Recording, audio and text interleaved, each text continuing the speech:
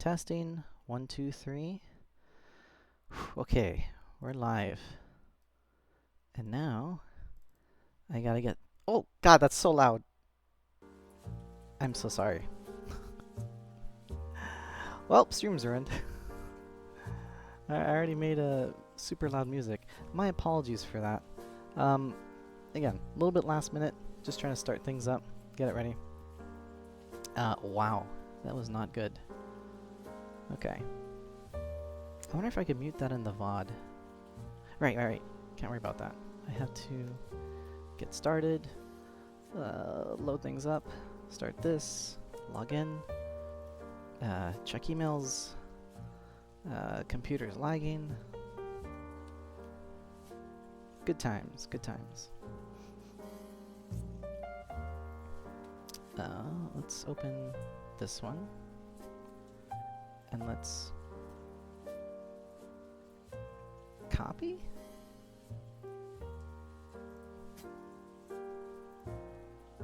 And then let's give it a proper title.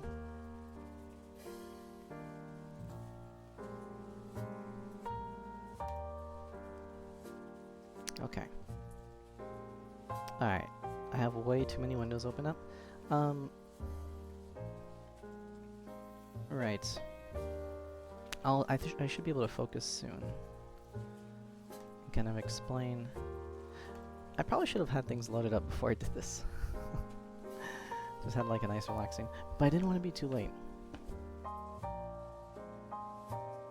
Oh well. Lessons not really learned.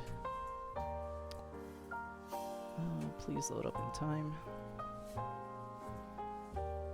So, for anyone joining, hi, welcome. Vtutor 8, once again, is the idea of tutoring live. Camera on.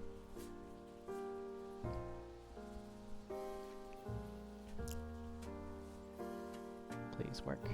Please work.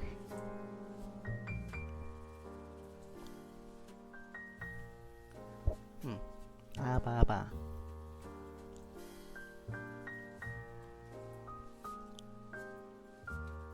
Okay. I don't think anyone should be joining yet, actually. But anyways, yeah, sorry to interrupt. As I was saying, it's the idea of tutoring for free for anyone who wants it. So please bear with me at this time, because I still need to kind of get the word out that I'm live. Is my mic picking up the noise in the background? I hope not.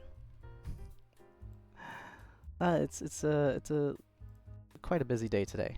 I'll put it that way. Okay, let's see. Let's get the chat up. Ah, yes. Silence. Ah, well. Okay.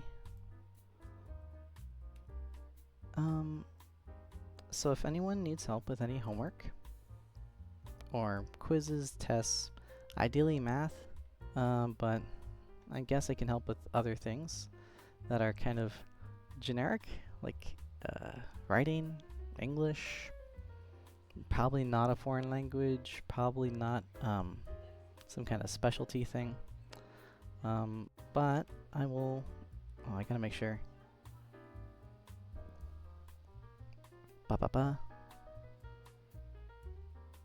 Okay, yeah, I gotta make sure that the background audio does not pick up. Okay, let's see. So while I'm getting things ready, I'm sorry it's gonna be a little bit boring, just for a few minutes, so please bear with me while I get this together.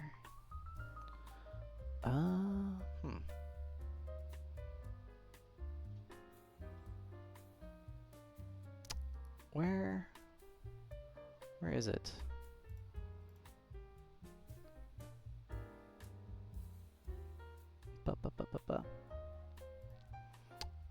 I can't seem to find the thing that I'm supposed to be putting in. Ah, here it is. Okay.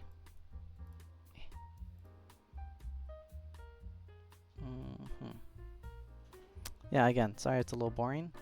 But yeah, if, again, anyone wants tutoring, just say so in the chat while I still get things together.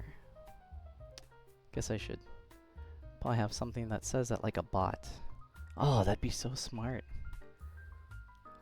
I think that'd be a great idea. Yeah, have like a bot that says like, hey, if you're that's what I'm missing.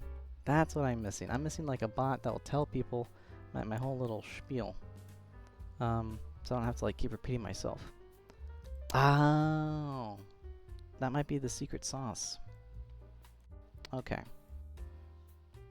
Well,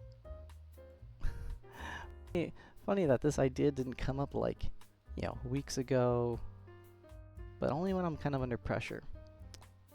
Oh, I need to change this time zone too. So normally I would advertise for Eastern Standard Time, but I don't think that that's really helpful. So I'm trying to advertise as Pacific Standard Time because it's a bit earlier. But we'll see. What's today's lesson? I think spending habits. Yeah, okay.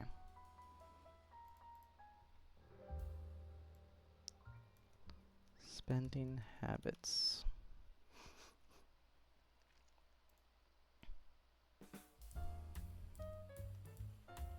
If anyone's tutoring, say so in chat, I'll do what I can to help. Okay. Oh, you know what? Maybe I could just put it in the chat so then people could read it. Maybe I don't need a bot. Hold on, can I do that? Can't believe I'm like figuring this stuff up now. If anyone needs tutoring, say so in chat and I'll do what I can to help. Otherwise, today's lesson is on spending habits. Huh? Huh?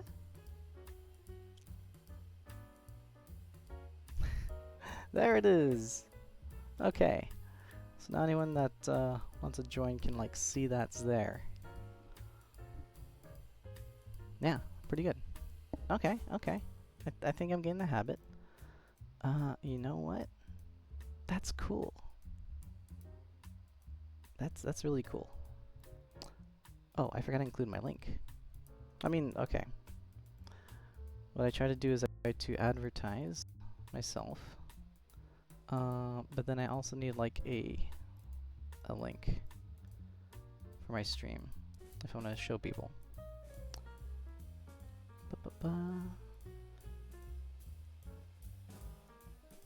Oops, that's number lock is off.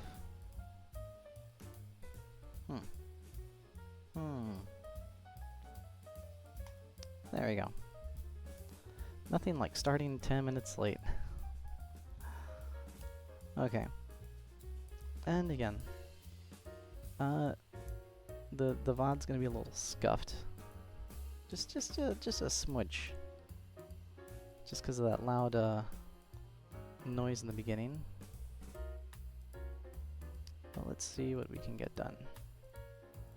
Promo. And alright. Hey, there it is. Okay. Now I think I'm ready. The only thing left to do is look over my notes. My notes. Okay. Here's my notes. And then make sure that everything's good on screen. Yep, looks good. Alright. So, today's lesson is going to be on spending habits. Now this was actually inspired by something. Not necessarily my own, but by someone else asking a very poignant question somewhere else.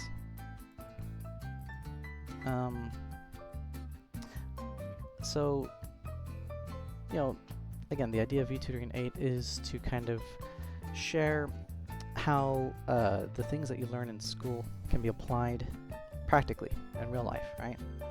But then I also like to try to incorporate, other kind of generic helpful advice that you might not learn in school but probably should have. Like, I don't think I've done on writing a checkbook yet, but here, it's going to be about spending habits. And I I recently rediscovered Yahoo Finance, and apparently they have a really robust I don't know, I'm not trying to advertise for them, but they have a robust archive of videos on various topics, right? And it's, they always do that whole not financial advice. So this is also, not financial advice. Yeah? Cool. But someone asked a very poignant question, and it was specifically worded like, what small habits have the biggest risk of cascading into financial crisis? Wow.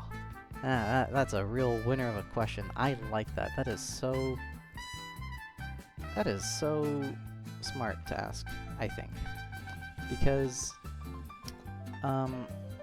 usually when people imagine like a tragedy that you have to like spend a lot on stuff, they usually kind of imagine like, oh yeah, I have a car and then now it's like all broken and cracked and I gotta get like a whole new engine, I gotta get all these repairs, and that's kind of a big sudden expense, right? Or maybe something happens in your life where you or a loved one gets really sick and they have to, what was that, like a thermometer? Yeah, there we go. 100 degrees. And so, maybe someone gets like really ill, right? And then you have like all these medical bills and they pile up and you have like this big expense, right? And so those are the kind of large life-changing events that can cause an issue with something like finances, with budgeting, with money, with the money math that you are performing in your day-to-day life, right?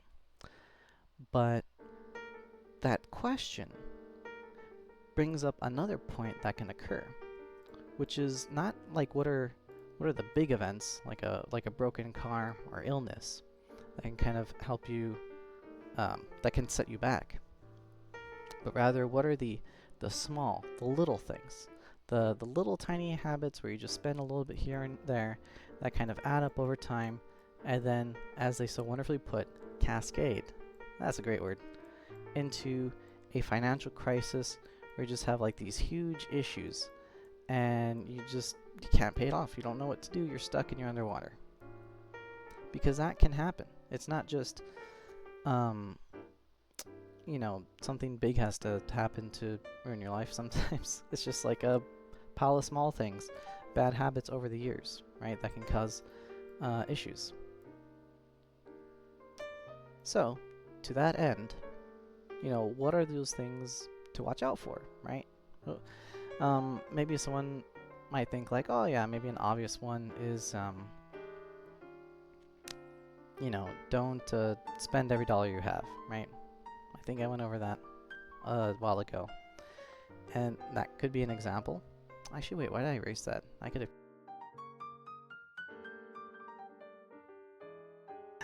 I got this whole thing. I don't need to erase. I'll just leave it here. Make it look silly. Although I don't know why this is here. That's so weird. Okay. I have to probably clean this up a bit. So, back to what I was saying. What are these small habits? So, first of all, it's the habit of not having a habit, right? And that might seem a bit unintuitive. Maybe you think like, oh, maybe a habit that would be bad that you do every day is that you spend lots of money and you go drinking and you get woozy, right? Those look like ice cubes.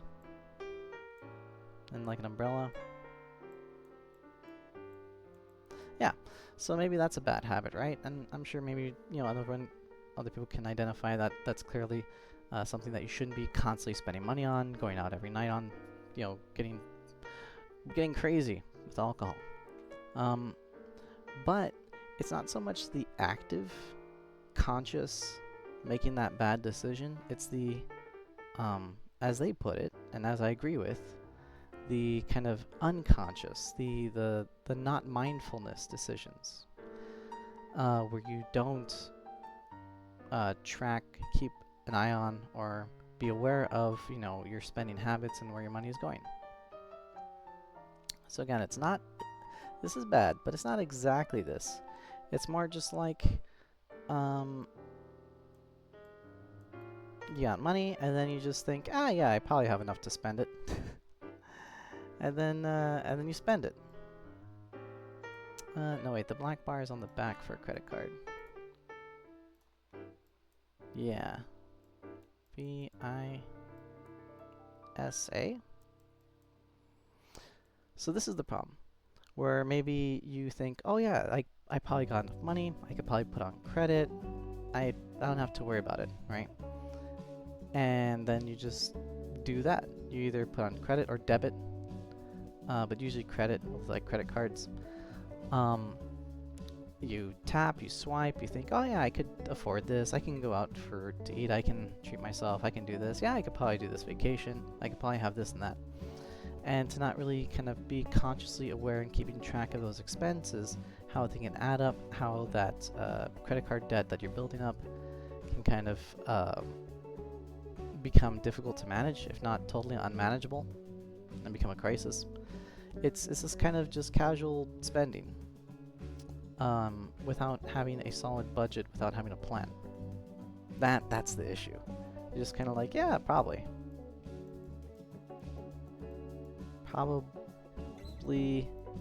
okay. And that is the big thing you want to be aware of. Instead, you want to have a budget, because what the budget will let you do is that it'll be in a similar boat, right? Where maybe you can still spend money and you can still have fun and still use the Visa, right? But then you'll know it is definitely okay. So instead of probably okay, it'll be like, yeah, I budget for this.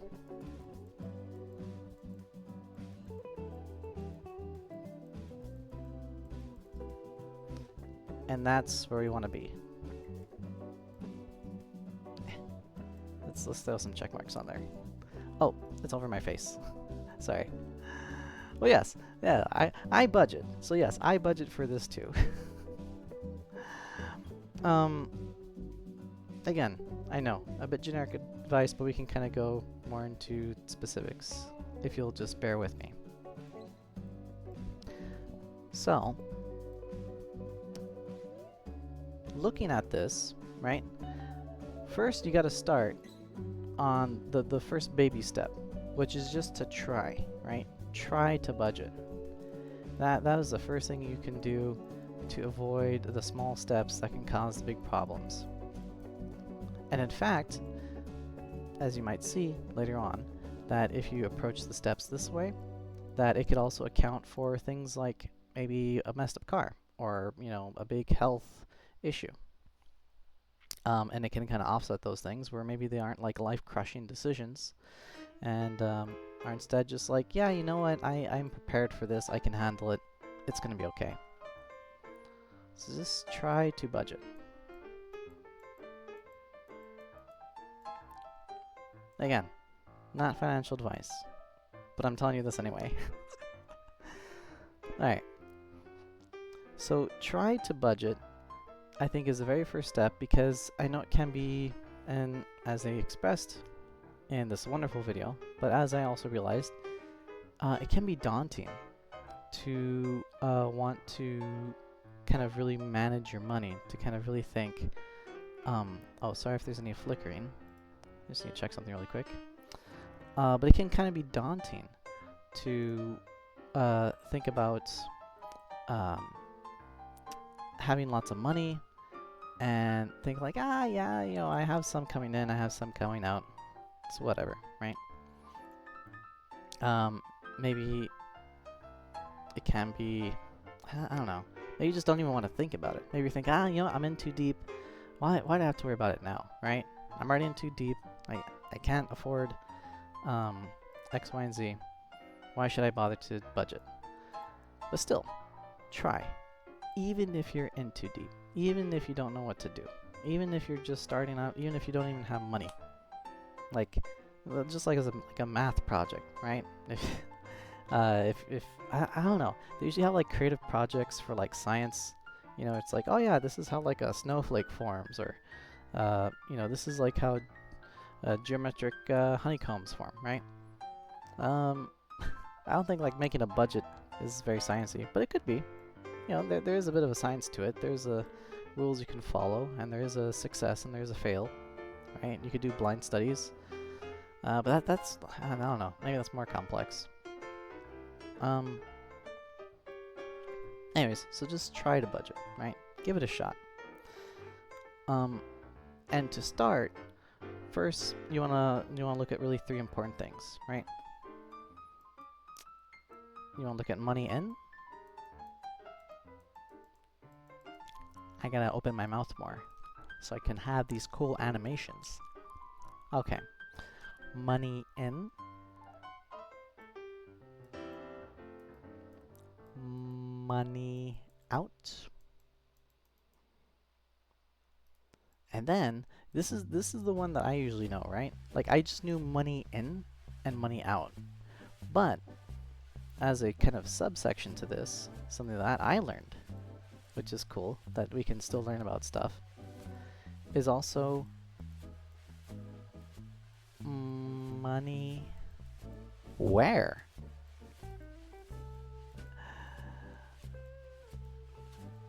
And this is kind of the new thing. Because again, you know, you can keep money in and money out, but money where is to be more clearly quantifying that and to kind of really put into focus, like where is it going, right? Maybe even can kind of go deeper and say like money why, money when. You know, so you could like, if it's money when, then that'd be something like budgeting for a month, budgeting for a year, or budgeting for a week. Money why is kind of maybe qualifying, is it something that I need to get, wants versus needs. But just starting here, right? What are the numbers coming in? What are the numbers going out? And where? So for money in, if you're lucky, right, you might have a salary. And this is easy peasy. Because if you have a salary, then you say, oh yeah, I get this set amount every time, right? Each month. Then you have like a number. You get an easy number to work with, right? If it's something that is more seasonal, or maybe tips based,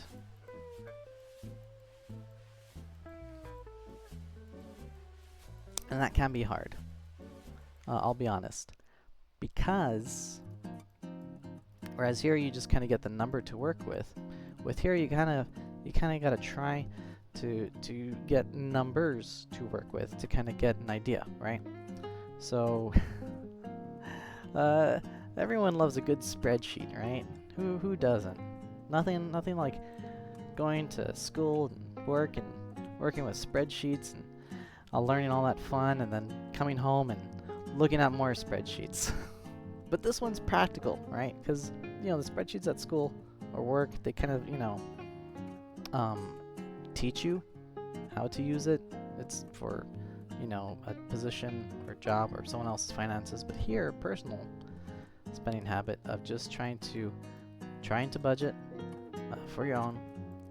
It starts here with maybe a spreadsheet, and you look at how much money you make over a period of time.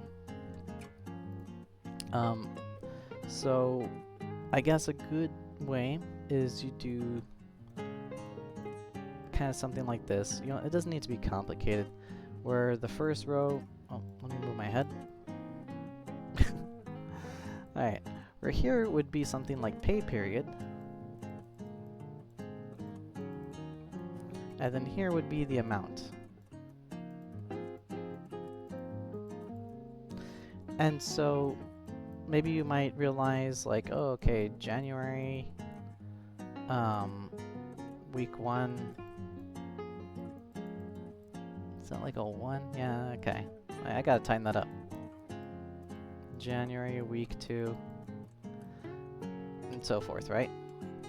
Actually, I think so forth is like this. There we go. Alright. And so you go week by week if you get paid weekly. If you get paid every 2 weeks, you just go every 2 weeks. If you get paid every month, you go by every month. If you get paid every quarter, then you go by every quarter. But whatever the pay period is that you're working with, that you're looking at, you put it there. And if you have multiple jobs or multiple sources of income, you would go to the smallest amount, right? So then, you know, maybe for like one you get paid every week and the other one you get paid every 2 weeks. So then it might look a little skewed where like maybe the first week you only look like you're making a little bit of money, but the second week you make like 3 times as amount because you're running 2 jobs. That can happen, right? This is why the spreadsheet's for. It's because it's going to bring clarity to this. And what we want to do is we want to have as much data as possible for you to kind of analyze and look at, all right, how much am I really making, right? Because this could also help you recognize patterns. I mean, first, maybe a pattern is if you have 2 jobs, where one's weekly and one's every 2 weeks, then you can see that, all right, so I actually get paid this big chunk here and I get this little chunk here, right? If it's seasonal work, maybe you only have like a summer job, then you realize, oh yeah, I'm making a lot here, and then I'm making like nothing by the fall time, right? Maybe you might have, I don't know, maybe it's per hour, right? And maybe there's some times when there's more work that's needed and other times there's not. Like if if you're doing like roofing and doing roofs for houses, and it's like, you know, you get more work during the summer when it's like hot and you get lots of money, but then like during the winter maybe, you know, people aren't less concerned until it rains and they want more money at the time, and then you realize, okay, yeah, sure, like April and then the middle of July, those are the big months. That's not a J, right? This will kind of help you give an idea of what you're working with, and then you could smooth it out. There's this concept about COVID, of all things, what they called flatten the curve. And I'll get back to the money in a moment, but just bear with me. The idea is that, you know, at some point everyone's gonna get sick, right? Actually, no, I think it was this way. Right? At some point everyone's gonna get sick, right? And, you know, if you distribute that over a period of time, then they'll still get sick, but it'll be like less in a less spiky sense. So, you know, if everyone got sick at first, then they'd all get sick here, and then there'd be like nothing here, right? And then this would be like a huge crisis because everyone's sick at the same time, right? But if you have like some people sick here, some people sick here, some people sick here, some people sick here, and then this still totals out to 100, right? What was that, like a... Let me just put like a 20%.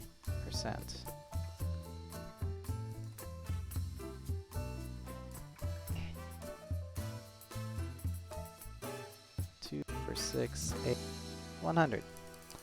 So if it still kind of adds up to where everyone gets sick, or maybe even like a few more, because, you know, people can get sick again, so maybe it might vary to 25%, then that kind of removes that moment of crises where, you know,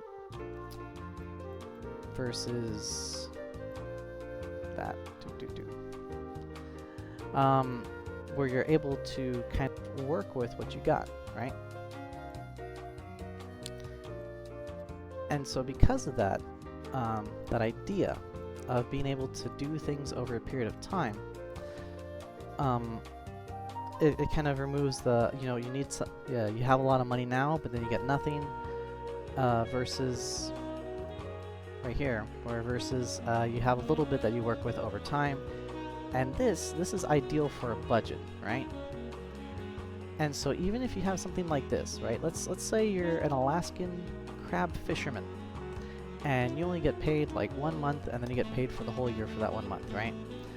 Even so, you can still look at this number, and you could turn it into this by doing the spreadsheet, and then kind of separating out into maybe weeks or months how much money you can spend each week or month. And that's the budget. That's basically where you said, okay, so of all these numbers, right, of all the possible squiggly numbers that I have, or maybe I make a ton here and a lot there and some here, whatever, how can I kind of average it out to figure out what would be a realistic budget for me to have per week, per month, per year?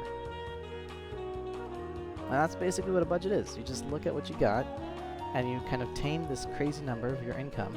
You say, all right, what can I spend at this time, right? It's really handy. Now, you know, there's a couple numbers you could work with. You could do average, and you could do median. Wait, is median the right word? Hold on. It's not mode.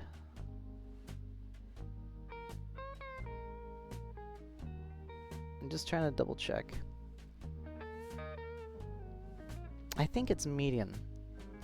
There's mean, there's median, and then there's mode. Yeah. Okay, so the average is like the mean. The median. And then I guess if you want the mode, you can look at that too, right? And this is something you might learn from like a math or algebra class. But they actually have purpose with budgeting. And because they have purpose with budgeting, they have purpose with preventing a financial crisis. And because they have a purpose for preventing a financial crisis, they can help you change your spending habits and live a better life.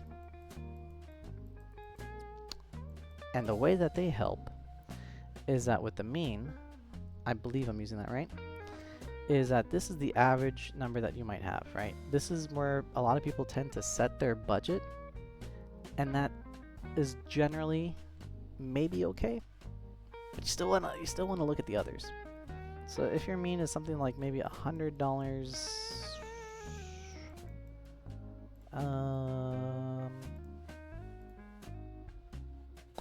a week, right? Then you're looking at these numbers and you tamed it and you curved it and you're like, all right, if I just add them all up, divide by the number of weeks in the year, I get 100. Cool. That's what you got, right? And that can be a budget. And that might be your working budget. But the median, what that is that kind of looks at all the money that you're making. And let's say, for example, you make a lot here and a lot here, and then you just make a bunch of little money here. The median will look at that and say, this is how much is right smack dab in the middle. And this is something to consider with your budget. Let's say, for example, it's, I don't know, $80 a month, right? $80 a week? Yeah, a week. Where on average, that's kind of what you get, right?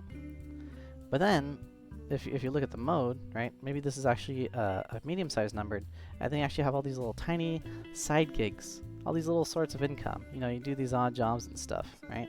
And that's just kind of most of your life. Then you'd realize the mode is actually $20 a week, because you just work so many little gigs. And so each of these have a purpose, where maybe the mode is something that this is the most reliable minimum amount that you are going to get. Where, you know, if things go wrong, if all else fails, you're pretty sure you could scrounge up at least this much per week. Because this is the most consistent, this is the most frequent amount that you're making. So if it's in tips, you know, you'd probably get like the average of that, but like for example, if you're making like $5 here, $5 there, $5 there, and all that kind of stuff, but they're like technically separate numbers, so it's not always $5. Maybe it's just like $5.15, $5.25, whatever. You could recognize that pattern and generally say, okay, well then that's $5. That's my mode. But here is, again, it's the most reliable minimum that you can kind of count on. All right. I don't know if it's realistic to say that, oh yeah, you know, you could live off the whole week and pay all your bills with this amount. But you know, you kind of want to reflect and think, okay, of all the things that I spend, you know, am I making sure that this is going to the absolute necessities?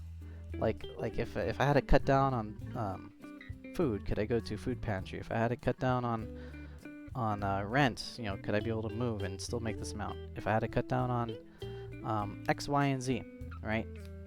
Car payments, a car even. Geez, I know someone who had to actually got rid of a car because they realized that the amount that they're making, they were losing so much and spending so much on the car, and then with that amount that they were making, they realized that if something were to happen to that car, not only could they not afford that payment to fix it, but they couldn't even afford with the reliable minimum that they're making to, you know, keep paying for any part of it, gas or repairs or whatever. So then they decide, you know what, with this mode that I have, the amount that I'm making, I can afford like a bus ticket. They did that, saved a ton of money. It's pretty cool. But this is going to be like your reliable minimum for emergencies. And again, not financial advice, just general whatever. I don't know why they always say that, but I guess it's to not be in trouble. Okay, and the median.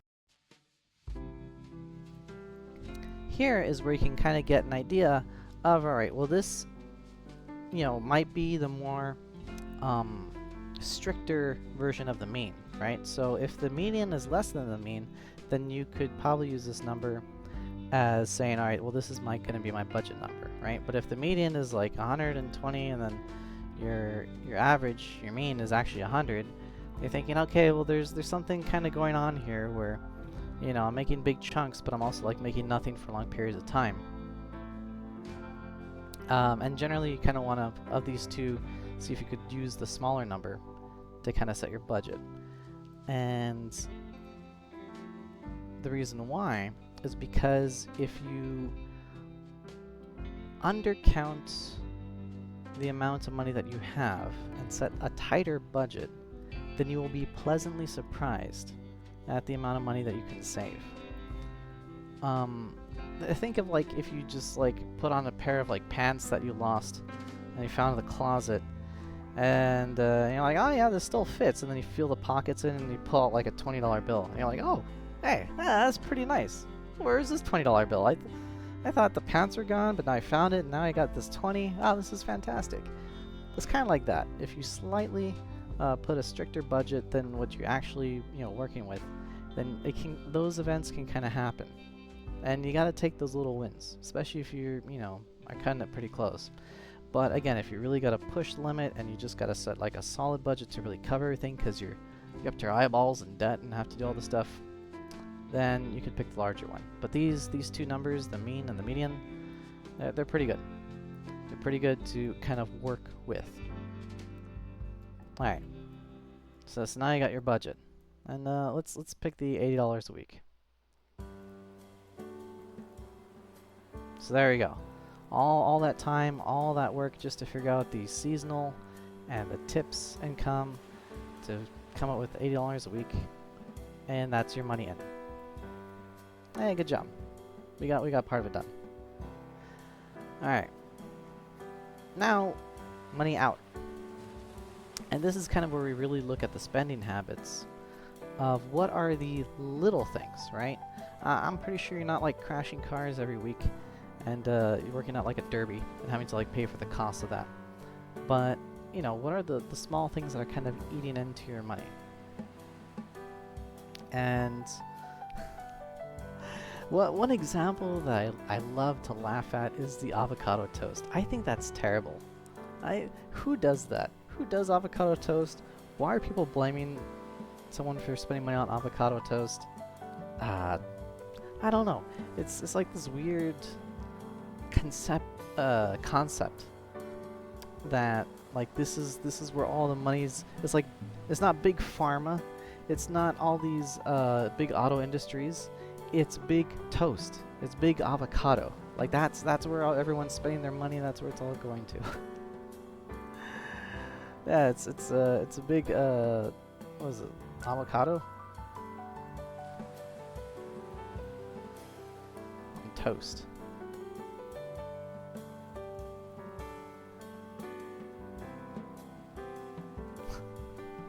Like this is the soul-crushing, huge thing that's causing everyone to lose their money, and that's why everyone's poor. That's terrible. That's such a dumb example. But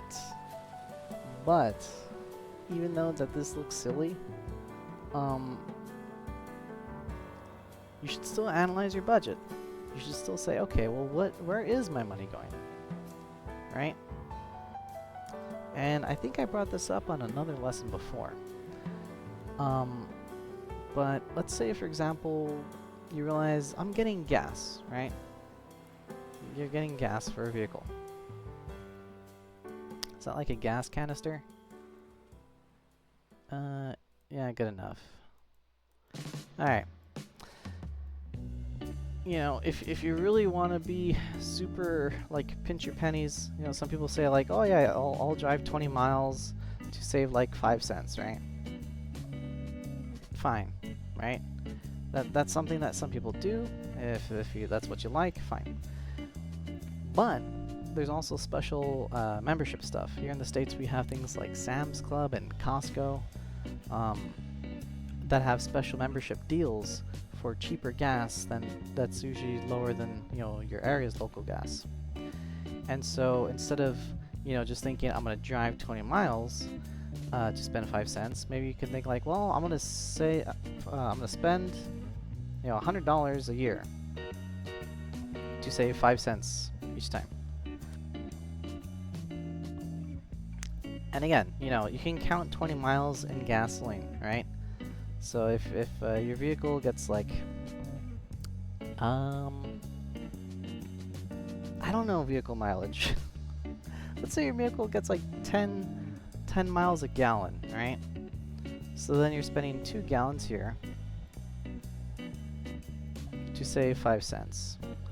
And then 10 miles per gallon. And then if you have like and this is where the money math kind of comes in. And then if gas is, let's pick something crazy. Let's go with $5. $5 gas. Because I want numbers nice and even. Then you could also calculate this $100 a year membership to say, alright, how many miles per gallon does this membership actually cost me? And if we just do, what is it? 100 divided by 5. Now, that's like 20 miles. So the year-long membership is going to cost you 20 miles, right? And then you realize, wait a second, this year-long membership that, you know, is going to save me money and is going to be like 0 miles from home.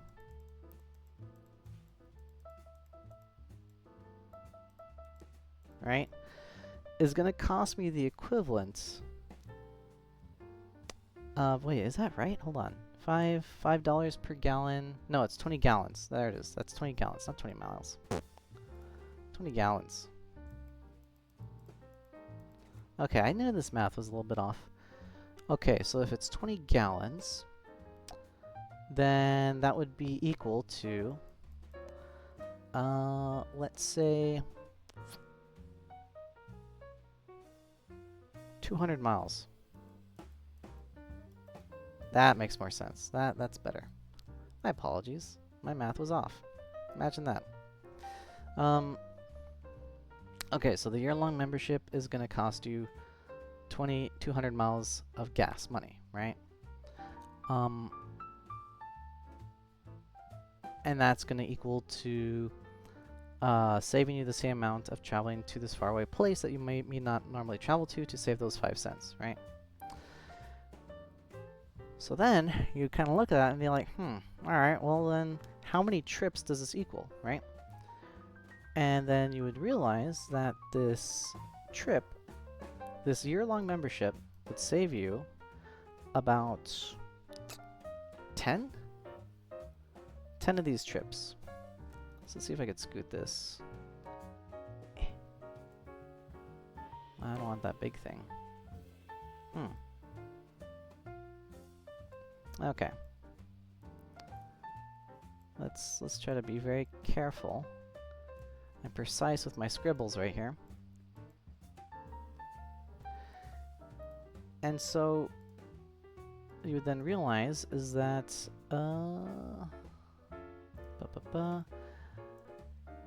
this membership is equal to about 10 trips to this other gas station.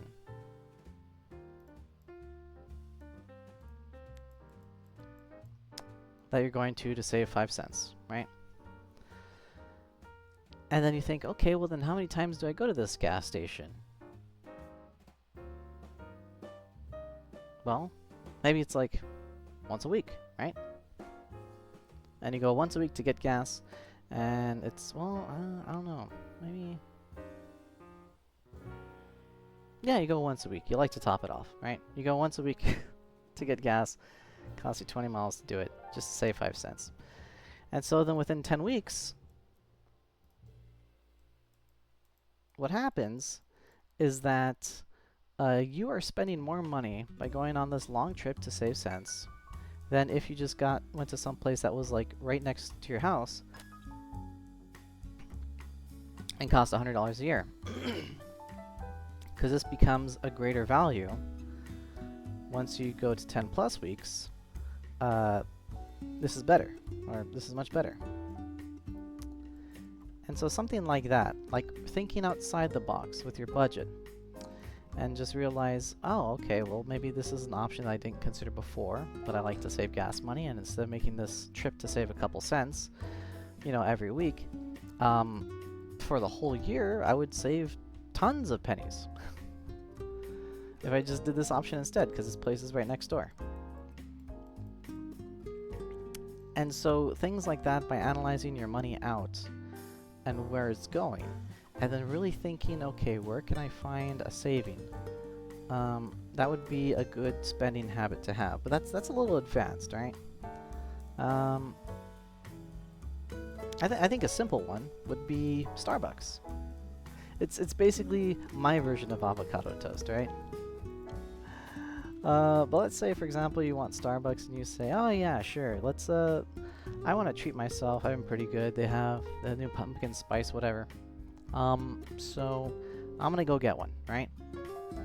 Yes and no. Yes, you can. Just budget for it. That's all you gotta do. That's literally all you have to do. If you were to look at your budget, right, and you have a set budget, and you say, okay, well, of my $80, you know, of my 80, whoops, you know, this much goes to here, this much goes to here, this much goes to here, and this would be, let's say, insurance, rent, car, food, fun, right? And again, you could kind of categorize it however you want, and it's not going to be like even chunks like this. There'll be like different percentages. And similarly, you know, just like with everything else that you have, with your money out, you would also do a spreadsheet, right? You would do a spreadsheet for, well, maybe you don't need to do a spreadsheet for insurance, but for insurance, if it doesn't change month by month, then you would just do, you know, have an average for it, right? How much do you guys spend on that? For your rent, you know, if that doesn't change month by month, you would have an average for that. For your car, either car payments and gas and maintenance, right? Those things. I would kind of lump that all together. You know, how much would that cost? Food, budget for that, right? And once you kind of, you know, do the whole thing where you do the most important things first, like rent, insurance, car, food, stuff like that, and then you work your way up to other things. Then you look at what is your fun budget, right? Now I think it's more important to kind of really focus and drill down on the insurance and the rent budget. But again, it's just more the same process where you have a number, right? You look at it and you work with it and you think, okay, well, this is what I got. And of the amount that I make per week, how can I break the amount of insurance or rent that I'm paying per week? So if you pay like, I don't know, let's say like $400 in rent per week, right? Or month, sorry, per month. Did I press the middle button? I did. There we go. Ah, this feels weird. $400 a month. And then what we do is that you break that into weeks, which is, I think, either 3.5 or 4.5. I think it's 4.5. So 400 divided by 4.5. Then you're looking at $88 a week. Well, shoot. That kind of goes over our imaginary budget. And then maybe you might realize, wait a minute, if I'm paying $400 a month in rent, and I'm only taking about 80 bucks a week, then man, oh man, I am losing $8 a week. No wonder I'm thousands of dollars in debt in my credit cards. I was like, yeah, that makes sense. But yeah, trying to break it down to where these numbers match. We can kind of look at them at the same time frame, right? If you have everything by month, then go by month. If you have everything by week, go by week. But having everything where your money going in and your money going out quantified in the same time frame can kind of get you an idea of how much is going towards where, right? Maybe you're spending everything on rent and then nothing on anything else, right? And then you just barely have a little bit left over for like food and fun, right? Then, hey, that's your budget, you know. Try to work with it and try to see where your money going out can lower. Would getting more roommates help? Would moving somewhere else help? Could you get a transfer at your job to somewhere else that has cheaper rent?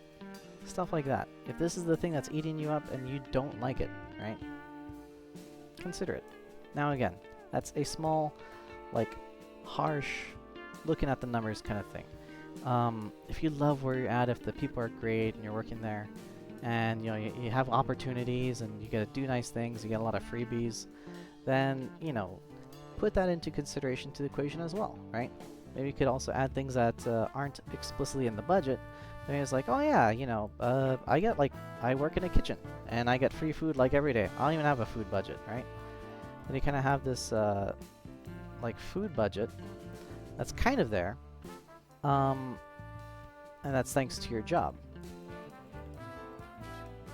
So also, you know, kind of consider that. And that might be why you're able to spend so much on rent, because you don't have to worry about eating.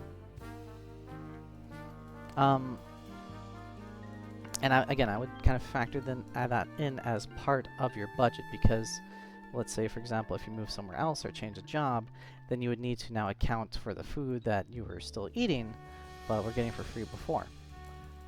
Similarly, if maybe you lose your job, then now you need to spend money on food. Stuff like that. Where is it going with this? Oh yeah. So, I guess I made the numbers work out not nicely this time, but I think that's kind of more realistic more often than not, where sometimes they don't work out nicely. And then you have to kind of reconsider your life decisions. Ugh. Ah well, it'll be fine. But looking at money out, what was I going now? Oh yeah, avocado toast, Starbucks, there we go. So if you have a budget for fun though, right? If you're like, you know what, my job is stressful, I just need time to chill, that's it. I absolutely need it. Then just budget for it, man. You can do it. You can absolutely do it. You can have a fun budget and say, you know what, I got $5. No, I got $10, right? For fun, a month. Well, then use it. Go for it. Yeah. You could say, yeah, I have $10 to spend. It's like, you know, is this thing like $12? I'm not gonna get it. I'll get the $8 one. And then, you know, tax and tip, right?